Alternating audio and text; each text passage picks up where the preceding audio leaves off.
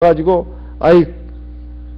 하나님 앞에 예배 드리는 것도 이것은 이제 상당히 어렵게 됐습니다. 며느리들이 믿질 않으니까. 그리고 그 큰아들을 통해서 나온 자식들도 있지 않겠습니까? 그 자식들도 어디까지나 손자들인데 그 손자들이 또 이 어머니, 그러니까 에서의 부인들 그 다 이방 여인들입니다. 그 아이들이 대부분 다 어머니를 따라갑니다. 아버지보다는 어머니의 영향이 굉장히 큰 거예요. 그래서 결국 그 이방 그 며느리들의 그 불신앙 그리고 행동 이것을 갖다가 이제 집안에서 막 이제 하니까 믿음의 부모인 이삭과 리브가로서는 늘 근심과 고통거리가 아닐 수가 없어요. 그리고 하나님 앞에 예배 드리는 것조차도 며느리들이 이제 뭐라고 했었지, 또 여러 가지 또 조롱도 하고 비웃기도 하고 집안 분위기가 말이 아닙니다. 그리고 며느리들이 하는 행동들이 또 이방 우상을 섬겼기 때문에 아마 하나님의 장막 안에서도 이방 우상에게 제사 드리는 이것을 행했을지도 모릅니다. 그리고 이방 풍습을 가져와 가지고 그것도 하나님의 백성으로서는 적합치 않는 그런 것들을 이제 이삭과 리브가의 집안에서 버리기 시작하니 믿음의 부모인 이삭과 리브가로서는 고통과 근심거리가 아닐 수가 없었습니다. 그래서 결혼이라고 하는 것은 절대 남녀간의 한 남자와 여자만의 결합이 아닙니다. 사실은 집안과 집안의 결합이라고도 할 수 있어요. 그래서 이제 이렇게 고통과 근심이 있는 것은 이삭도 마찬가지였습니다. 그래서 우리 쌍둥이 아들 중에서 큰 아들이 작은 아들을 갖다가 죽이려고 합니다. 이 말을 하지 않았습니다. 내가 지금 큰 아들이 데리고 온 며느리들 그 이방 여인들 때문에 정말 내가 사는 낙이 없습니다. 고통스럽습니다. 이제 이 작은 아들 야곱마저도 이방 결혼을 하게 된다면, 이 가나안 족속의 딸들 가운데서 며느리를 얻는다면 저는 아마 더 못 살 것 같습니다. 그래서 이삭도 마찬가지다 이 말이에요. 이 공통적인 관심사를 가지고 지금 자기 남편에게 말한 겁니다. 그러니 이 작은 아들을 갖다가 우리 친정집에 보내서 우리 친정 오라버지의 딸들, 우리 친정 오라비의 딸들 가운데서 며느리를 얻도록 합시다. 그러니까 이삭으로서는 동의 안 할 수가 없어요. 그래서 이삭은 동의했습니다. 그래서 창세기 28장에 보면 이삭이 드디어 야곱을 부릅니다. 그래가지고 그에게 축복을 합니다. 사실 이미 축복을 했습니다. 그런데 여기서 또 축복을 한다 이 말이에요. 앞에 축복은 뭐고 지금 28장에 나오는 축복은 뭘까요? 앞에 그 축복은 하나님의 제사장으로서 한 축복입니다. 이미 하나님께서 이삭에게 아마 그런 명을 내리시고 그런 권한을 주셨다고 봐야 합니다. 하늘의 축복, 이것을 갖다가 쭉 내리는 걸 볼 수가 있어요. 너는 만인의 우두머리가 되고 그리고 하늘의 축복을 받을 것이고 뭐 이런 그 온갖 축복을 갖다가 다 합니다. 이것은 하나님만이 하실 수 있는 축복입니다. 하나님의 제사장만이 할 수 있는 축복이다 이 말이에요. 그런데 여기에서 창세기 28장에서의 축복은 이제 아버지로서 축복하는 겁니다. 아버지로서 이제 야곱을 불러가지고 그에게 축복하고 복을 준 거죠. 그리고 또 부탁을 했다 이 말이에요. 축복의 내용은 뭡니까? 축복의 내용은 3절에 나와 있습니다. 3절 4절에 전능하신 하나님이 내게 복을 주어 너로 생육하고 번성케 하사 너로 여러 족속을 이루게 하시고 아브라함에게 허락하신 복을 내게 주시되 너와 함께한 네 자손에게 주사 너로 하나님이 아브라함에게 주신 땅 곧 너의 우구하는 땅을 유업으로 받게 하시기를 원하노라. 하나는 그 자손에 대한 축복입니다. 너를 통해서 많은 족속들이 나오기를 바란다. 그리고 하나님께서 너로 하여금 이 가나안 이 일대 이 땅 이걸 갖다가 너에게 주시기를 원한다. 이것은 일찍이 야곱의 할아버지 아브라함에게 하신 약속입니다.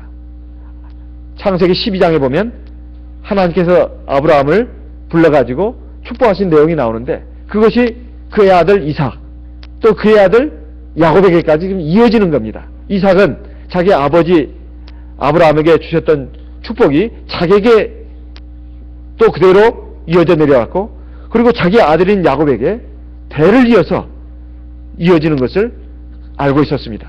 그래서 자기 아버지 아브라함에게 주셨던 하나님의 약속과 축복이 아들인 자기 그리고 손자인 야곱에게 계속 전승되어 나가는 것을 알고 그것을 지금 다시 한번 얘기하는 겁니다. 그러니까 자손에 대한 축복 그리고 가나안 땅에 대한 축복, 이 자손에 대한 축복은 하나님의 자녀, 하나님의 백성으로서의 받아야 될 축복을 말하는 겁니다. 그리고 가나안 땅에 대한 축복은 하나님의 백성들이 살 그런 영토, 장소에 대한 축복입니다. 이것은 영적으로 우리에게 약속한 하나님 나라, 천국에 대한 그 약속과도 같습니다. 이런 것을 그대로 지금 말해줍니다. 그리고 나서 이제 부탁을 하는데 바로 창세기 28장 1절에 나오는 말씀입니다. 너는 가나안 사람의 딸들 중에서 아내를 취하지 말고 일어나서 밧단 아람으로 가서 너의 외조부 부두엘 집에 이르러서 거기서 너의 외삼촌 라반의 딸들 중에서 아내를 취하라. 무슨 말이냐면 외사촌 형제들 중에서 외사촌 그 둘 중에서 아내를 취해라. 이렇게 말을 했습니다. 이렇게 말을 했어요. 이것을 지금 부탁을 한 겁니다. 그러니까 이 축복과 부탁을 받고 이제 야곱은 정든 고향 그리고 사랑하는 아버지 어머니가 있는 집을 떠나게 됩니다. 어디로요? 저 외삼촌 집으로. 그 집이 어디냐? 저기 외삼촌 집이 있는 그 하란 거기에까지 가야 되는데 그것은 굉장히 먼 거리입니다. 약 80km가 넘는 그런 굉장히 먼 거리라고 합니다. 여러 날을 가야 된다 이 말이에요. 여기 중간에 베델이라는 곳에서 이제 노숙을 하게 되는 장면이 다음 시간에 나옵니다.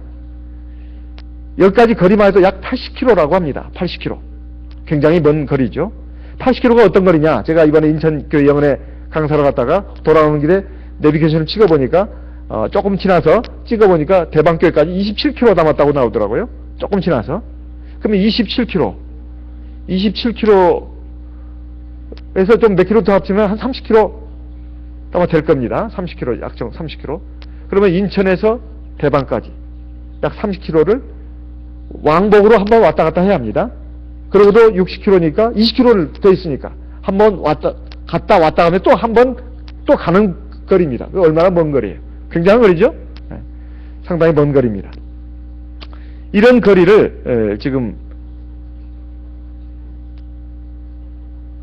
쉽게 말하면 그 거리에서 베델이라는 곳에서 노숙하게 되는 장면이 나오는데 굉장히 어렵고 힘든 길을 지금 떠난 겁니다.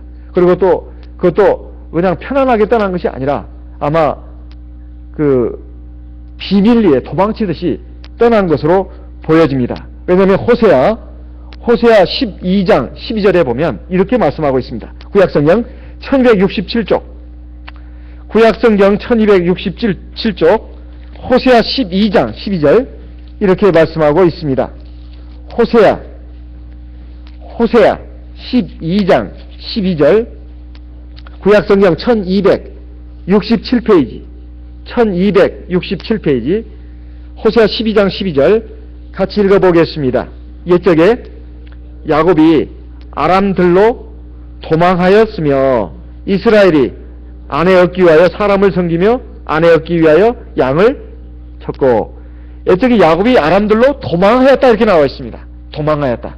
그러니까 그냥 가족들하고 정상적인 인사를 하고 형들하고도 인사를 하고 떠난 것이라기보다는 형의 분노의 칼날을 피해서 막 도망갔다 이 말이에요. 도망가는 입장에서 뭘 얼마나 많이 가지고 간 것이 아닙니다. 가지고 간 것이 아니에요. 거의 지팡이 하나만 들고 갔다 이 말입니다. 지팡이 하나만 들고 갔다 이 말이에요. 그래가지고 나중에 야곱이 하나님 앞에 축복을 받아가지고 하나님 앞에 돌아오는 그 길에 자기가 그 고향집을 떠날 때는 지팡이 하나만 들고 떠났는데 돌아왔더니 이렇게 많은 짐승의 떼를 얻었다고 형님 에서 앞에서 하는 말을 볼 수가 또 있습니다. 그러니 야곱이 지금 지금 고향집을 떠나가는 것은 사실은 피신입니다. 피신이다 이 말이에요. 자, 왜 이렇게 정든 고향 그리고 사랑의 부모님이 있는 아버지 어머니 집을 떠나야 했을까요? 이것은 바로 야곱이 신앙을 가지고 있다고 하지만은 인간적인 생각, 방법, 또 세상적인 그런 방식으로 살아가는 이것을 떨쳐버리지 못했기 때문에 그렇게 해가지고 좋은 걸 얻으려고 하고 복을 받으려고 하니까 하나님께서 거기에 대해서 징치를 하신 겁니다. 어떻게 해요? 사람을 막대기로 써가지고 고난을 당하게 하고 어려움을 겪게 했다 이 말이에요. 우리도 마찬가지입니다. 우리가 믿음으로 산다고 하지만은 사실 정말로 하나님을 믿고 의지하면서 하나님 말씀을 따라서 신앙적인 길로 가야 되는데 그렇게 모든 면에 있어서 그렇게 하지 않는 경우가 많습니다. 그래서 하나님께서는 우리에게 여러 방면에서 말씀하십니다. 오로지 믿음만 잘 가져라. 너희들은 어떻게 살아도 상관없다. 이렇게 말씀하시는 게 아닙니다. 시편 37편을 보겠습니다. 시편 37편. 시편 37편.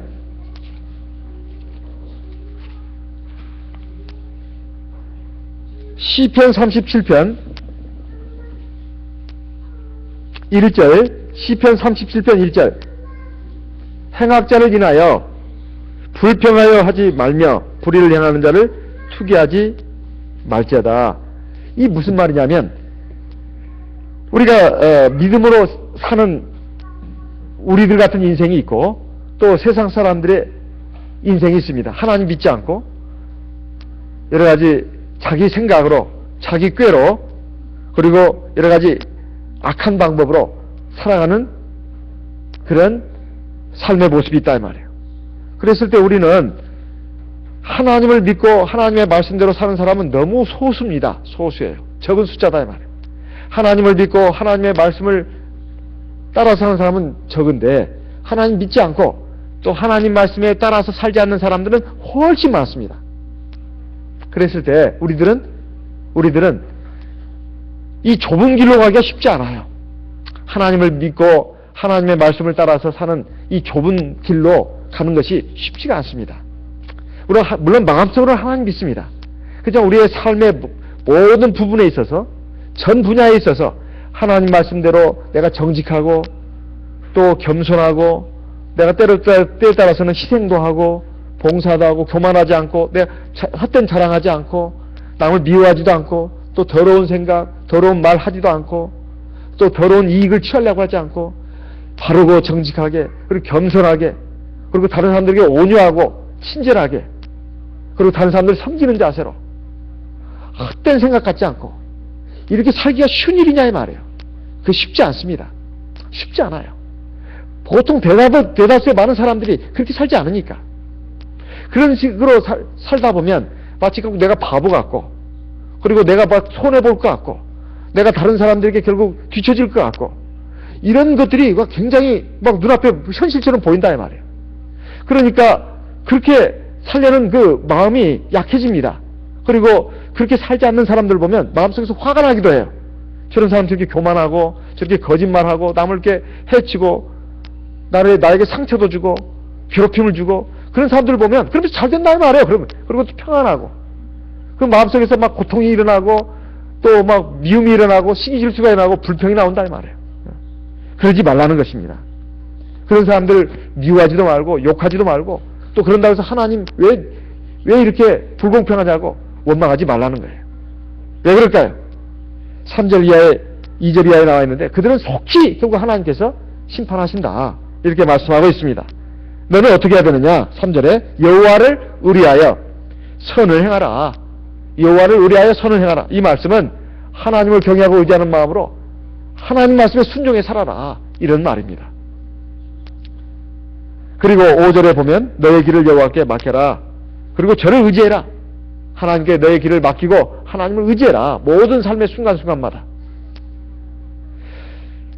그러면 하나님께서 결국 너를 승리자로 세워주실 것이다. 그 시점은 말하고 있지 않습니다. 사실 이 시점은 세상 끝날입니다. 완전하게 나타나는 날은 세상 끝날이에요. 하지만 우리는 너무 약하기 때문에 그 인내심이 부족해요. 그래도 세상의 인생도 중요하지 않냐고. 그러니까 우리에게 격려해 주기 위해서 때에 따라서 성공도 맛보게 하고 또 형통함도 주시는 겁니다. 그래야 그것이 격려가 돼가지고 그것이 위로가 되고 격려가 돼서 힘을 내서 더 그 길을 가니까. 때에 따라서는 우리에게 형통함도 주시고 성공도 주지만은 그건 작은 성공이고 작은 형통입니다. 그 완전한 것이 아니다. 그렇지만은 그 중간중간에 또 여러 가지 많은 괴로움도 당하게 하고 어려움도 겪게 한다 이 말이에요. 그렇게 해서 우리 안에 신앙을 더 완전하게 하고 우리 속사람을 완전하게 다듬어가는 겁니다.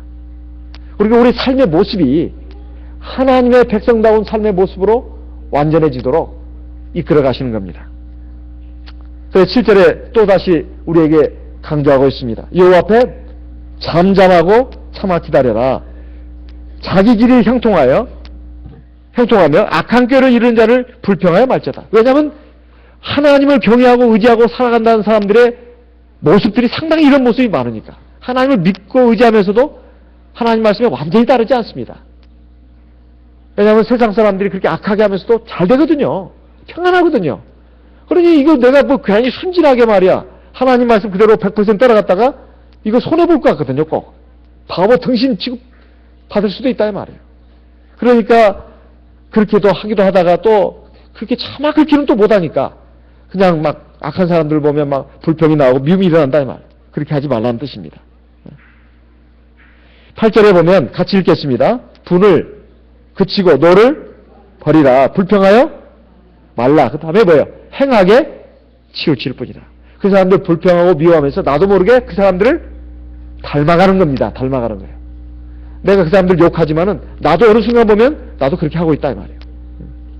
그런 사람들 미워하지도 말고 불평하지도 말고 그런 사람들 하나님 반드시 심판하신다는 걸 믿고 나는 하나님을 경외하고 하나님 말씀을 따라서 온전히 살아야 되겠다. 이것을 내 힘으로 안 됩니다. 성령을 의지해서 기도하고 하나님 말씀을 의지해서 우리가 나가면 하나님께서 그렇게 되도록 이끌어 주십니다. 근데 그렇게 하지만 행하게 추진하고 되죠. 야곱이 왜 어머니 리브가의 말을 들었을까요?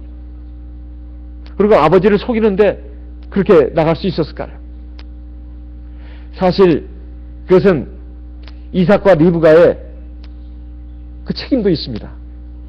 이삭과 리브가가 하나님 앞에 정말 믿음 좋은 사람이에요. 근데 리브가 불완전한 사람이었다. 그나마 이삭보다는 리브가가 더 낫습니다. 그러나 리브가도 불완전했다 이 말이에요. 그럼 편법을 가르치면 안 되는데 편법을 가르쳤다 이 말이에요. 이삭은 도덕 문제가 있습니다. 왜? 하나님 앞에 축복을 받은 아버지 아브라함부터 축복을 받아가지고 하나님 함께 하신 것을 어렸을 때 늘 지켜봐왔습니다. 그리고 아버지의 신앙을 많이 이어받았다 이 말이에요. 근데 이삭이 말이에요. 두 쌍둥이 아들을 놓고 에서를 저 편애했어요. 왜? 더 남자 같으니까. 또 세상에 나가서 사냥도 잘하고 많은 사람들이 박수치고 우러러보고 그러니까. 근데 장막에 머무는 걸 싫어했다 이 말이에요. 이 에서는. 들사람이 돼서 막 성공하고 출세하는 걸 좋아했다 이 말이에요. 그런데 이 지경이 될 줄은 몰랐죠. 에서는 결국은 장막을 싫어하고 즉 하나님 앞에 예배드리는 걸 싫어하고 밖에 나가서 들사람이 되는 걸 좋아했다 이 말이에요. 그것이 멋있어 보였습니다. 근데 이것이 이삭의 착각이었다 이 말이에요. 그 끝을 보지 못했습니다. 나중에 부모에게 말할 수 없는 근심과 고통을 안겨주는 그런 자식이 됐다 이 말이에요. 그리고 하나님의 뜻을 외면하면서까지 이삭은 어떻게든지 이 큰아들에게 장자의 축복을 주려고 했습니다. 그렇지만 하나님이 그걸 막은 것이죠. 막았어요. 그 와중에 자기 아내 리브가와 작은 아들 야곱이 공모를 해서 모의를 해서 결국 자기를 속이고 하나님이 이미 예정하신 장자의 축복을 야곱에게 주도록 그렇게 했다 이 말이에요. 그러니까 결국 이삭의 문제점은 하나님 앞에 제사장이고 하나님 앞에 제사장이고 그리고 하나님의 말씀을 맡은 자인데 가정을 신앙으로 이끌어야 되는데 신앙으로 이끌지 않았다 이 말이에요. 그러니 에서도 실패했지만은 야곱도 완전한 그 신앙인으로 자란 것이 아닙니다. 사실 자녀가 완전하게 자라는 데는 이게 쉽지 않습니다. 아무리 신앙적인 부모라 하더라도 자녀들이 세상에 영향도 많이 받고 세상에서도 보내는 시간이 많잖아요. 그래도 쉽지 않은데 부모의 일방이 좀 문제가 있는 그런 형식적인 신앙인이고 한 사람은 그래도 신앙이 좋고 그러면 자녀들이 제대로 자라기가 어렵습니다. 어렵다 이 말이에요. 물론 1차적인 책임은 에서에게 있습니다. 하지만 아버지 이삭도 책임이 없는 게 아니다 이 말이에요. 그래가지고 결국 작은 아들도 시련과 고난의 길로 가야 된다. 이것은 훈련의 과정입니다. 야곱은 어떻게든지 하나님 앞에 축복을 받기로 이미 예정된 사람입니다. 그러면 기다려야 합니다. 신앙으로 기다려야 돼요. 그리고 신앙적인 방법으로 나가야 합니다. 근데 야곱이 그러지 않았다 이 말이에요. 그래가지고 결국 자기의 인간적인 생각으로 아버지를 속이고 형의 분노를 촉발시켜가면서까지 그렇게 장자의 축복을 받았지만은 사실 손에 쥐어진 것은 없었습니다. 결국은 이렇게 도망가는 신세가 됐다 이 말이에요. 그리고 어떻게 됐을까요? 이삭은 부자였을까요? 가난했을까요? 아버지 이삭은 부자였습니다. 부자였어요. 많은 양떼, 소떼 이거 결국 어떻게 됐죠? 야곱이 한 마리라도 가졌습니까? 못 가졌어요. 이거 다 결국 에서에게 갔습니다. 에서에게 갔어요. 그러면 야곱은 빈털털이네요? 아니에요. 야곱은 하나님이 주신 축복을 받았습니다. 그리고 이것이 완전한 축복이에요. 에서는 비록 아버지의 그 장자의 축복은 빼앗겼지만 사실상은 육신적인 장자의 축복은 다 아버지의 재산 이거 다 받았습니다. 쌍둥이 아들 야곱은 한 마리도 받지 못했어요. 한번 성경을 보세요. 작은 아들 야곱이 아버지 이삭의 그 재산을 가졌나? 하나도 가지지 못했습니다. 큰 아들 에서가 다 받았어요. 하지만 이건 축복이 아닙니다. 이건 축복이 아니에요. 어디까지나 하나님의 축복은 야곱에게 주어졌어요. 근데 에서는 하나님 축복을 받지 못하고 야곱 밖으로 또 쫓겨나갔습니다. 그리고 에돔 자손의 조상이 됐어요. 그런데 야곱은 결국 어떤 경우에도 어떤 때에도 하나님을 믿고 하나님을 의지하고 신앙으로 오직 신앙으로 하나님의 말씀을 따라서 살아가는 사람이 되라. 하나님의 뜻은 이거였습니다. 어떤 경우에도 어느 때에도 자기 인간적인 생각 또는 세상 사람들의 방식을 따르지 말고 하나님을 믿고 의지하는 신앙으로 하나님의 말씀을 따라서 살아라. 그런 사람이 되라. 이것이 하나님의 뜻이었다 이 말이에요. 그래서 비록 야곱은 하나님 앞에서 잘못했지만 결국 도망가지만 사실은 이것이 바로 하나님의 야곱을 향한 훈련의 과정이었습니다. 야곱은 그로부터 약 20여 년간을 엄청 고생을 합니다. 에삼촌 집 라반의 집에 가서 여러 가지로 많이 속임을 당하고 아내를 얻기 위해서 무려 20년이나 무료 봉사를 한다 이 말이에요. 이 얼마나 큰 고난의 세월인지 모릅니다. 그런데 그 과정에 가는 데 있어서 이제 막 황급하게 떠났는데 브엘세바에서 자기 집 브엘세바입니다. 떠나가지고 지금 베델이라는 광야에 이르게 됐는데 바로 다음 절에 이어지는 말씀입니다. 그 베델이라는 곳이 말 그대로 하면 하나님의 집이라는 뜻입니다. 허허벌판이에요. 허허벌판. 허허벌판에서 밤에 잠을 자게 되는데 돌을 베개 삼아서 잠을 자게 되는데 허허벌판입니다. 그때 하나님께서 꿈에 하늘에서 사닥다리가 내려오게 하고 천사들이 오르락 내려가는 것을 보여줬습니다. 그리고 하늘에서 음성이 났죠. 하나님께서 야곱에게 축복해 주셨습니다. 나는 너의 아버지 이삭, 너의 할아버지 아브라함의 하나님이다. 내가 너와 함께 하겠다. 그리고 네가 이 땅에 다시 돌아올 때까지 너를 지켜주고 보살펴주고 인도해 주겠다. 저는 그 말씀이 참 이해가 좀 안 됐습니다. 뭐 야곱이 뭘 잘했다고 그러나 지금 도망가는 입장인데 사실 이것은 하나님의 위로와 격려입니다. 야곱이 비록 잘못했지만, 하지만 하나님은 뭘 보시느냐? 신앙을 보는 겁니다.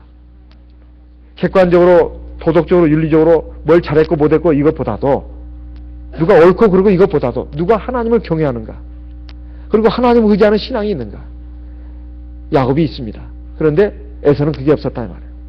그리고 어차피 야곱은 지금 고생길로 가는 것이고 약 20년에 걸친 훈련의 과정으로 들어가는 거예요.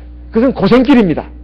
눈물도 한숨도 그리고 고달픔도 많은 그런 지금 길로 지금 들어가는 거예요.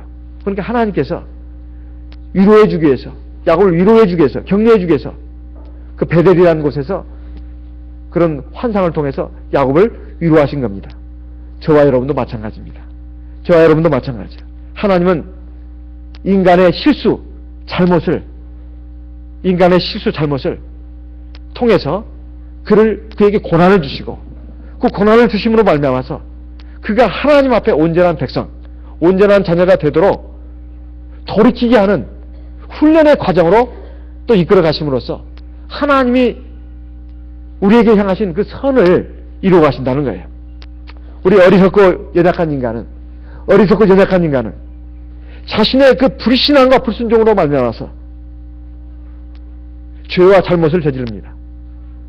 그렇죠. 그로 인해 가지고 또 여러 가지 고난과 고통이 주어지기도 하지만 그것이 결론이 아니에요. 하나님은 우리의 다 하는 걸 보고 있다가 믿음도 부족하고 또 하나님 말씀에 순종하는 것도 부족하고, 그래서 하나님이 화를 내시면서 아주 괘씸하다고 생각하면서 너에게 벌을 내려야 되겠다. 아주 벌을 딱 내리고 그게 결론이 되는 게 아니고, 그게 결론이 아니고 징계를 하십니다. 어려움도 주시고 고통을 주시고, 그래가지고 인생의 스디스 맛을 보게 하신다 이 말이에요. 그래가지고 어떻게 하시냐? 자기를 돌아보게 해요. 회개하게 합니다. 지난날 내가 어리석었구나.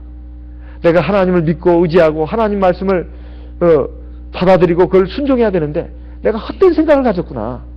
내가 신앙으로 살아야 되는데 신앙을 살지 않고 세상적인 욕심으로 살았구나. 그리고 헛된 것을 막 붙잡으려고 막 달려갔구나. 그런 삶을 사는 사람들은 하나님을 믿어도 그냥 형식적으로 조금 믿고, 그리고 안식일에 예배 나오는 것도 그냥 그것을 꼭 지켜야 해서 지키는 것이 아닙니다. 그냥 습관적으로 지키다가 어쩔 때는 기분 나쁘면 교도 안 나오고, 뭐 바쁜 일 있으면 안 나오고, 그냥 세상의 삶에 푹 빠져가지고 그렇게 살다가 나중에 인생의 어떤 이제 허무와 절망을 맛보는 순간이 반드시 옵니다. 나중에 늙고 병들어서 오는 것은 굉장히 늦게 오는 거예요. 굉장히 늦게 오는 거예요. 그것도 그래도 빠른 겁니다. 죽기 전에라도 온다면 참 다행이에요. 나중에 나이 들고 늙고 병들어가지고 그때서야 인생의 허무와 절망을 깨닫고, 아이고 내가 잘못 살았네, 잘못 살았어, 이제 죽을 날이 얼마 남았는데 두렵고 걱정된다 이 말이에요. 두렵고 걱정이 돼. 아이고 내가 이제 죽으면 어디로 가나, 이래가지고 내가 하늘나라 가겠나. 이렇게 되면은 상당히 늦은 겁니다. 그래도 그때라도 철이 들면 다행이에요. 이번에 인천교회 연에 갔더니 제가 다른 교회에서 이렇게 가르쳤던 청년이 이제는 애기 엄마가 돼가지고 이제 애를 안고 또 남편 데리고 교회 나와서 열심히 신앙생활하는 모습을 봤습니다. 그때는 공부가 그렇게 중요하다고 막 공부 열심히 하고 공부도 잘했어요. 그래가지고 지금 뭐 세상적으로도 잘 됐습니다. 잘 됐어요. 그런데 열심히 신앙생활 하더라고요. 열심히 신앙생활해요. 근데 제가 이렇게 들어보니까 뭐라고 얘기하냐면, 참 예전에는 제가 진짜 뭣도 모르고 열심히 공부하고 교회는 그냥 형식적으로 조금씩 나오고 했지만은 공부가 최고인 줄 알고 세상에서 성공하고 출세하는 것이 최고인 줄 알았다는 거예요. 그런데 이제 애기 엄마가 돼보고 또 이제 살아보니까 그것이 중요한 것이 아니라는 걸 알게 됐다는 거예요. 참 제가 참 그 간증을 듣고 놀랐어요. 역시 그래서 우리 자식은 세상적으로 꼭 성공하지 않더라도, 출세하지 않더라도, 그리고 공부에 닥달하지 않겠다고, 그저 하나님을 경외하고 의지하고 신앙생활 잘하는 것을 그냥 넣어줘야 되겠다고. 그러면 하나님께서 세상적으로 크게 성공하지 않아도 행복하게 잘 살 수 있도록 인도해 주시는 것을 자기 믿고, 또 세상적으로 꼭 성공하고 출세하고 그것이 전부가 아니라고. 그래서 겉으로 보기에는 화려한 것 같지만은 그 안에 많은 고통과 좌절과 나중에 절망이 있을 수 있다고 하는 거, 그걸 얘기를 하더라고요. 지금 세상적으로 못된 사람이 얘기한 게 아니라 세상적으로 지금 제법 잘된 사람이 그런 말을 하니까 저는 좀 약간 의아했는데 제가 한편으로 놀랐어요. 어떻게 이걸 깨달았을까? 아마 아이를 낳고 키우면서 또 세상 직장 생활을 하면서 여러 가지 그 고통을 겪고 지금까지 제가 모르는 어떤 아픔도 있었는지도 모르죠. 근데 굉장히 얼굴은 평안하고 그런데 그 자매의 입에서 그런 그 간증이 나온 거 볼 때 아, 하나님의 은혜다. 그리고 아버지가 얼마 전에 몇 년 전에 이제 세상을 뜨셨지 않았습니까? 그러니까 결국은 어머니가 지금 어머니만 계시는데 결국 언젠가는 우리 사람이 죽는다는 거 자기가 머리가 있는 사람이라면 뻔히 압니다. 근데 많은 사람들이 죽어가는 걸 보면서도 왜 나는 영원히 살 것처럼 생각하냐 이 말이에요. 예. 인생 그렇게 길지도 않은데 막 천년 만년 살 것처럼 생각한다 이 말이에요. 어리석은 인간들이. 예. 신앙인들도 그런 경향이 빠지기가 쉽습니다. 많은 사람들이 지금 멸망의 길로 가는데 같이 가니까 별로 죽는 사람보다도 살아있는 사람들이 더 많아 보이니까 죽음의 문제에 대해서 그렇게 생각하지 않아요. 그렇게 심각하게 생각하지 않아요. 그래서 지혜가 있는 사람은 인생이 얼마나 오래 가는 것이 아니다. 이걸 압니다. 그 뒤에 영원한 삶의 세계가 있다는 걸 안다 이 말이에요. 그래서 하나님은 하나님의 택한 백성들이 뭘 잘못하고 죄를 짓고 신앙으로 살지 않고 하나님 말씀에 의지하지 않고 자기 생각대로 자기 멋대로 나가는 거 물론 하나님 오래 참으시니까 봐줍니다. 봐줘요. 뭘 잘못한다 해서 그때마다 멸일되고 그런 게 아니에요. 하나님은 어린애를 보살피면서 계속 봐줍니다. 그래도 끝내 안 들으면 결국 하나님이 멸일되시는 거예요. 근데 빨리 돌이켜야 되는데 인간이 어리석어가지고 뭐 하나님 잘 믿지 않고 그리고 하나님 말씀에 순종하지 않아도 운전도 잘하고 나가서 돈도 잘 벌고 직장생활도 하고 다 그러거든요. 이게 하나님이 지금 오래 참으시고 기다리고 있는 걸 생각도 안 하고 그러면서 막 계속 거기서 안 돌이킨다 이 말이에요. 근데 나중에 보면 수렁에 빠지고 결국 낭떠러지에 떨어지고 그래가지고 이제 피투성이가 되고 그때서야 이제 돌아온 탕자처럼 두 손 들고 나온다 이 말이에요. 돌아오면 다행입니다. 그것도 돌아오면 다행이에요. 안 돌아오면 이제 영원한 멸망이죠. 그래서 탕자의 비유가 바로 거기서 나온 겁니다. 사실 우리 같으면 그런 자식들은 못된 자식이니까 내체합니다. 그런데 하나님은 절대 그러지 않아요. 부모도 어떤 부모도 그런 부모가 없습니다. 부모는 하나님은 절대 그러지 않습니다. 형제간들은 그럴 수 있는지 몰라요. 형제간들은 기본적으로 경쟁하고 시기 질투합니다. 하지만 아버지는 그러지 않아요. 어머니는 안 그렇습니다. 우리 하나님도 그래요. 비록 못되게 굴었고 잘못된 삶을 살았다 하더라도 지가 행한 행동으로 해서 결국은 그렇게 지질이 고생하고 그렇게 피투성이 돼가지고 결국 죽을 듯한 고생을 해도 돌아오는 것을 하나님은 기뻐하신다 이 말이에요. 그래서 탕자의 비유가 누가복음 15장에 기록되어 있는 겁니다. 하나님은 돌이키는 걸 원하는 거예요. 그런데 그 탕자가 그 나갈 때 아버지가 재산도 떼줍니다. 왜냐하면 그 자식이 막 떼달라고 떼를 쓰니까 준다 이 말이에요. 그래도 막 그 말처럼 막 붙들어매가지고 강제로 나가지 마 이놈아 나가지 마 집 나가면 안 돼 그렇게 붙들어매지 않습니다. 하나님도 그래요. 하나님 인간을 로봇으로 만들지 않았어요. 자기 멋대로 사는 거 제발 하나님 좀 잘 믿어 나 좀 잘 믿어라 내 말 좀 따라 살아라 억지로 하지 못합니다. 하나님도. 그럼 우리가 로봇이에요? 그렇지만 하나님은 자발적인 신앙으로 그렇게 하기를 원한다 이 말이에요.